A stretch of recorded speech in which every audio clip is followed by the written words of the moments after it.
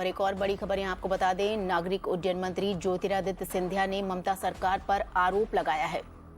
केंद्रीय मंत्री ने कहा है कि सरकार कोलकाता में 2 एयरपोर्ट बनाना चाहती है, लेकिन ममता सरकार ने अभी तक एयरपोर्ट के लिए जमीन आवंटित नहीं किया है।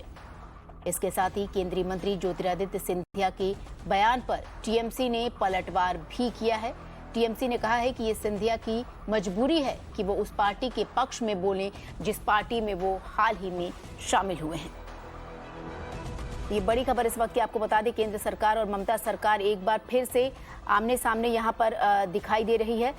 एयरपोर्ट को लेकर, एयरपोर्ट के लिए जमीन तलाश रही है केंद्र सरकार और उसका कहना है कि उसके लिए ममता सरकार की तरफ से जमीन आवंटित नहीं किया जा रहा है। और हमारे सहयोगी तमाल इस वक्त हमारे साथ फोन लाइन पर मौजूद हैं और ज्यादा जानकारी देने के लिए। तमाल, इस पूरे मामले में और क्या कुछ जानकारी है उसके बारे में बताइए।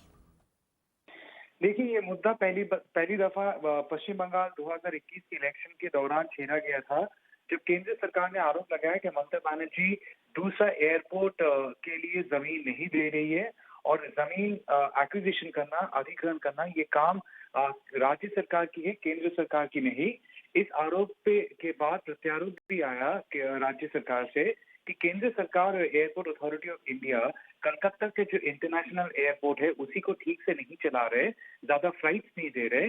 दूसरा एयरपोर्ट राजनीतिक कारण के लिए ये लोग एक मुद्दा छेड़ने के लिए ऐसा कर रहे हैं। लेकिन कल जब ज्योतिरादित्य सिंधिया, केंद्रीय मंत्री, सिविल एविएशन मिनिस्टर, वो खुद ये दावा कर रहे हैं कि बहुत सारे चिट्ठी जो एक्सचेंज भी हुआ है जहां पे सेंट्रल गवर्नमेंट जमीन मांगा है कि राज्य सरकार से, और क्योंकि ये खुद केंद्र मंत्री ने कहा है तो अभी देखना होगा कि राज्य सरकार से क्या जवाब आएगा।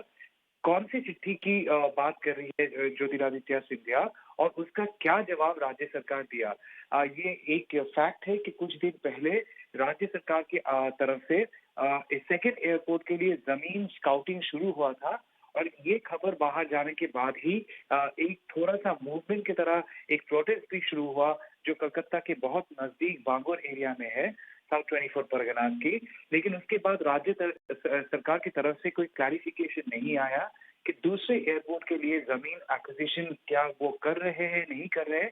और आज जब ये केंद्र मंत्री ज्योतिरादित्य सिंधिया ऐसी भारी भरकम एक आरोप लगा रहे हैं राज्य सरकार के प्रति, तो अभी देखने वाली चीज होगी कि ममता बनर्जी की सरकार से क्या जवाब आएगा और क्या क्लैरिटी वो इशू करेंगे।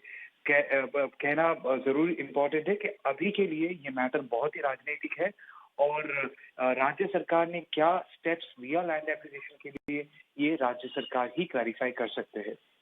जी, तमाल, आपका शुक्रिया इन तमाम जानकारी के लिए।